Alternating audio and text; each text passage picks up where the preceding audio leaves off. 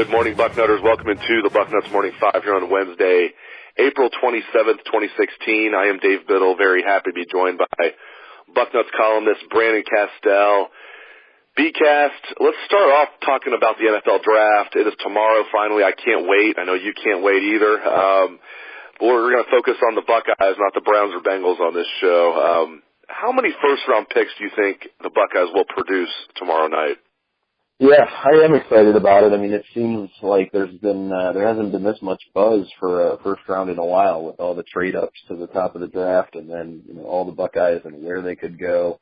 A lot of talent, obviously. So I think obviously you're looking at five guys who are all but locks to get in. I mean, obviously I think it's possible that Darren Lee or Taylor Decker could slide out of the first round, but it seems to be. It seems to be that those top five are set. I think the Patriots not having a pick could impact exactly how many guys go. I've seen Michael Thomas at the end of the first round. I've seen Von Bell at the end of the first round.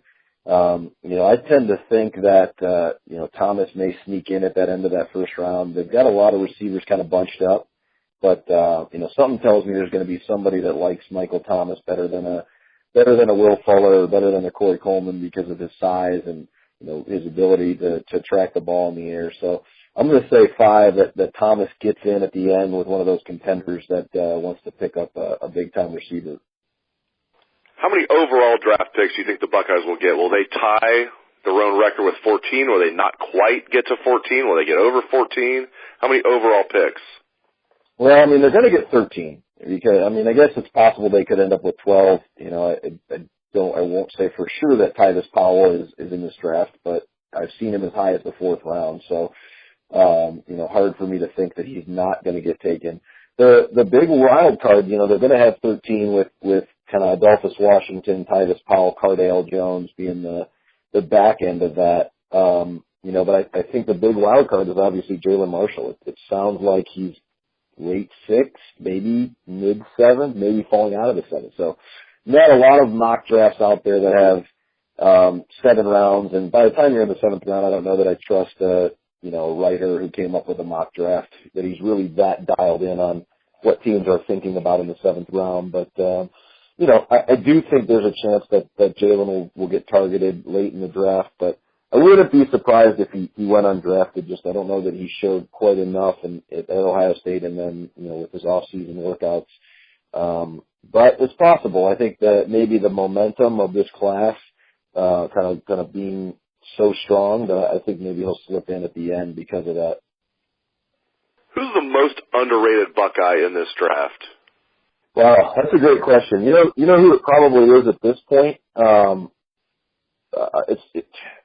I would say, first of all, I think Michael Thomas is a little bit underrated in this draft because there are so many receivers kind of bunched up in that 15 to 40 range. You've got a bunch of different guys from Laquan Treadwell down to Fuller and Daxon and Coleman. So I think in other drafts Michael Thomas might have been a little bit more highly rated, but I think the guy that's being underrated probably is Adolphus Washington. I've seen drafts that have him going late third, mid fourth, falling down that far in the draft for a guy that potentially has, first, second round talent.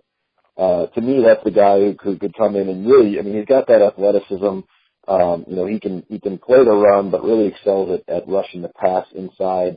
If he really molds himself into a player, I think, you could get a really good, front guy at the next level. And those are hard to find. So I'd say Adolphus.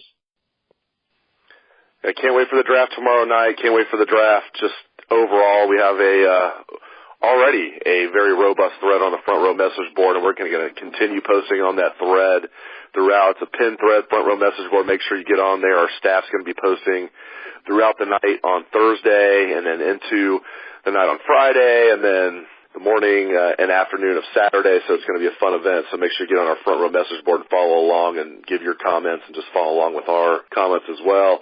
Let's focus on some team coverage now, Brandon. Switching gears here.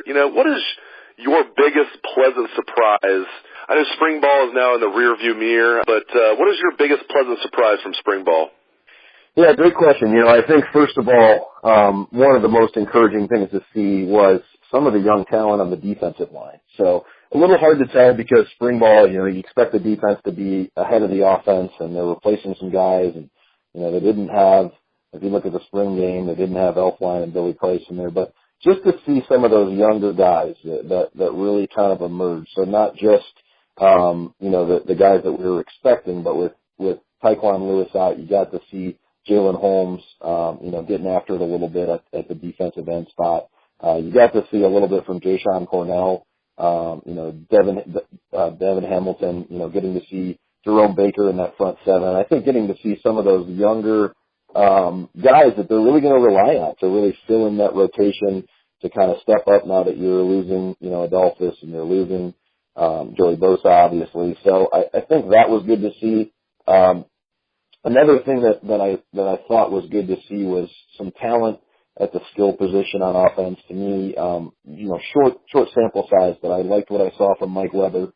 This is a kid who I think I've gone on record saying I think he's going to end up winning that starting job and will be a very fine running back. Probably not on Zeke's level, and not many who have ever worn a Buckeye uniform have been, but could be very, very dangerous in this offense with the way he runs the football and, with playing alongside of JT Barrett. So I was encouraged by that. And then, we did see some of the receivers. I think I still don't know who's going to be the guy out of this group, who are the couple guys that are going to step up.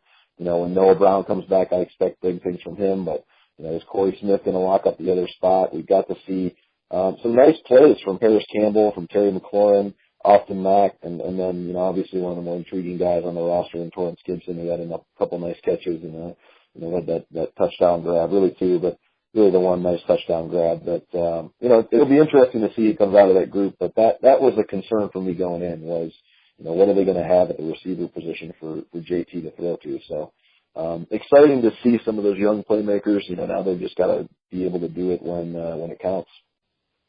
And Brandon, let's finish the show with some recruiting talk here real quick. I've asked every person we've had on the show lately this question. Yes or no, will Danny Clark be in Ohio State's 2017 recruiting class? I'm going to say no. I just get that vibe. For a while I thought he was. He's been a part of the class for so long. You got to keep in mind the kid does have a Block O tattoo on his shoulder. So, that I don't know that keeps the kid in the class, but at the end of the day, there's a reason he did that. So I think it's in his roots. I think it's in his blood.